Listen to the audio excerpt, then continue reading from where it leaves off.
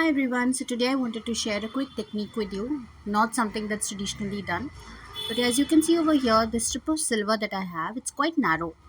Now that was my mistake when I gave it to the rollers to roll it out. I should have told them to roll it out broader. But anyways, so this is how I rectified my mistake. Now traditional jewelry artists and metal workers are going to say this is absolutely bad, and it is, but it's a quick trick that I use because I don't have access to the rollers and the melters here in my city. I have to go to Bombay. So this is the shortcut that I've come up with. As you can see, I am cutting out the pieces of silver into tiny pallions or small strips basically. And then what I'm going to do is I'm going to melt it in the crucible, as you can see over here.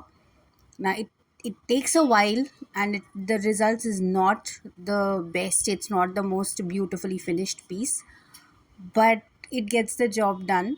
As you can see over here, I'm melting the silver. It takes a while, and you can see that I'm adding something white colored in there. That's basically borax, what's called suhaga in Hindi. That helps in melting the silver quickly. For that matter, any metal, it helps it to melt quickly. So here it is, I'm melting it.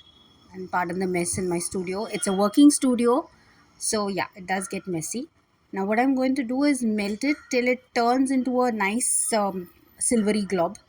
Takes a while, but once it's melted, then I'm going to transfer it to the asbestos sheet, which you can see in front of you.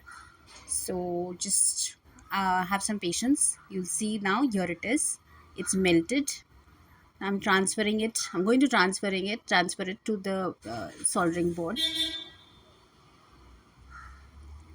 I still have to keep on heating it. There it is. Now this is the trick that I use. Basically what I'm going to do is I'm going to use my flat iron and just go splat on the blob of heated metal. Like I said, extremely untraditional and probably a little unsafe, but it's very little quantity of metal, so it's okay. Now you're going to see the splat coming very soon. There. Now that was not, like I said, not the most correct way to do it, but and also of course there are mistakes. Now this one, as you can see, the first one you will be able to see was a mistake. I did manage to flatten the metal, but there was a big gaping hole in the center. It's not ideal. I cannot work with this kind of sheet. There isn't enough sheet on the sides for me to work also. So here I am, I'm remelting it.